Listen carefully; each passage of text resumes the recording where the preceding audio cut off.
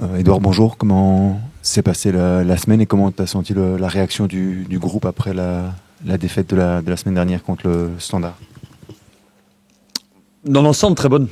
C'était difficile de revenir le premier jour après cette défaite contre le Standard qui était largement imméritée. Donc c'était important de pouvoir partager avec le groupe notre analyse du match, d'insister sur toutes les bonnes choses qui ont été faites pendant ce match ici le week-end passé.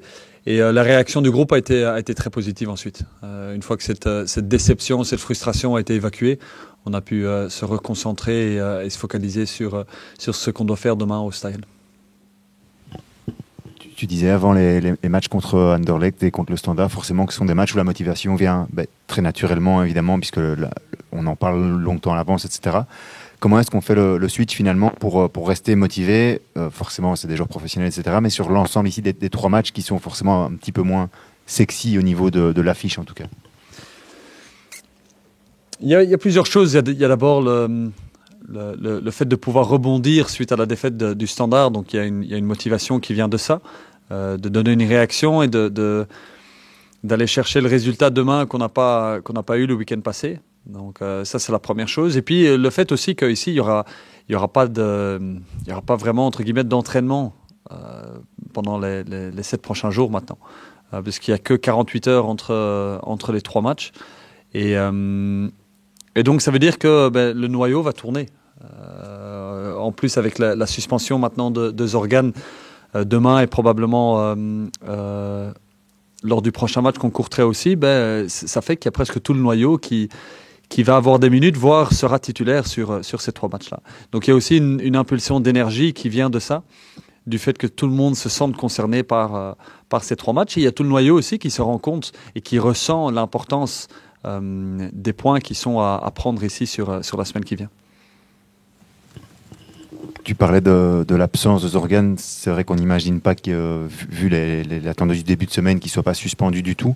À quel point est-ce que c'est un coup dur pour vous? Et finalement, comment est-ce que tu as, malgré tout, dû gérer cette incertitude sur le fait est-ce que peut-être finalement, tout d'un coup, il ne sera pas suspendu? Ou bien est-ce que dans ta tête, c'est clair que... Non, on a préparé sur base du fait qu'il soit suspendu.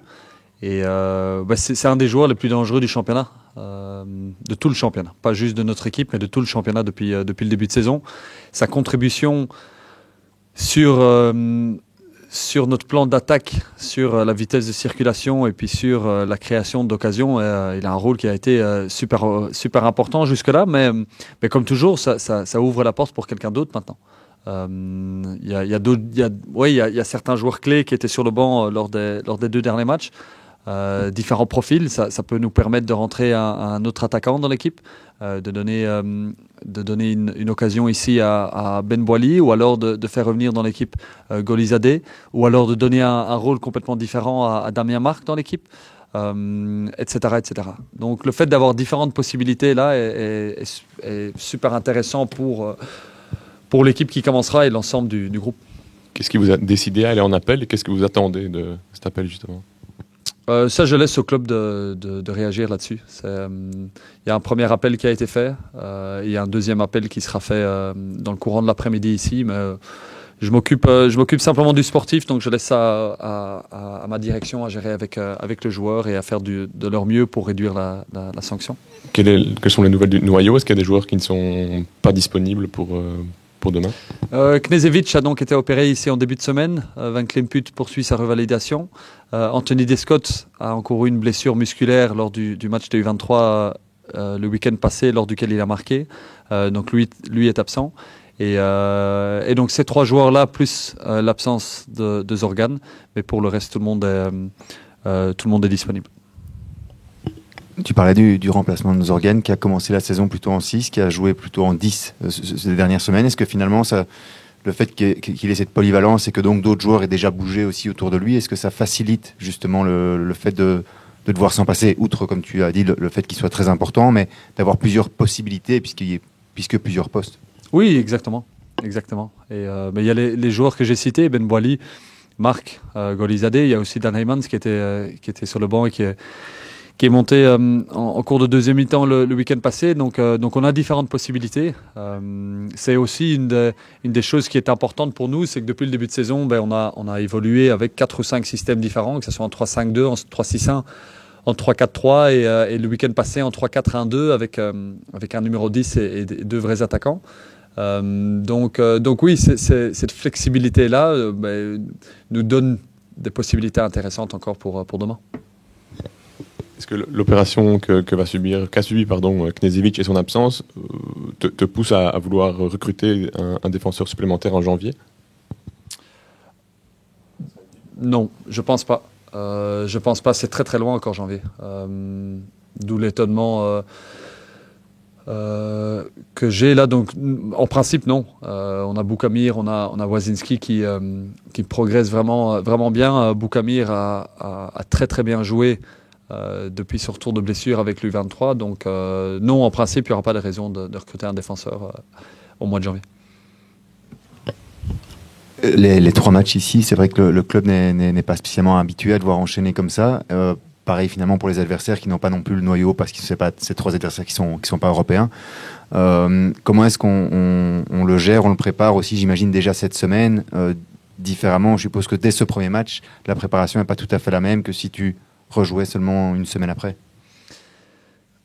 Si, pour chaque match, la préparation sera identique. La grosse chose qui change, c'est le contenu des entraînements ici dimanche et puis lundi avant Courtrai et puis des entraînements de mercredi, jeudi avant le match contre le Cercle.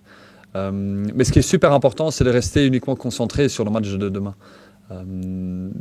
et rien d'autre. Donc gardons tout notre focus là-dessus et on n'a qu'une seule idée en tête, c'est de préparer le match avec toute notre énergie et notre concentration sur ce match de demain, sans penser à mardi, sans faire de calcul de qui a peut-être besoin de rythme ou qui a besoin d'être mis au repos. On va choisir la meilleure équipe pour gagner le match contre Saint-Tron demain. Et puis une fois que ce match-là est passé, on fera la même chose contre Courtrai. Le risque et l'expérience que j'ai accumulé par le passé en gérant la Coupe d'Europe dans mon rôle d'adjoint avec l'Antwerp et le club de Bruges est justement celui-là. Cette leçon dont on se concentre sur le premier match qui vient et puis les suivants, on y pensera une fois que ce premier match est passé. Comment tu décrirais cette équipe de Saint-Tron ? Elle a plusieurs dimensions parce qu'elle a des joueurs qui sont très techniques à différentes positions. Il y a certains joueurs qui ont un rôle clé dans l'équipe, que ce soit Christian Bruls, que ce soit Okazaki devant. Ils ont une profondeur de banc aussi qui est intéressante. Mais ils arrivent à avoir cet équilibre entre cette touche technique et un jeu direct et puissant. Donc c'est une équipe qui est relativement complète. Et le fait d'avoir ici une semaine presque complète pour se préparer était intéressant.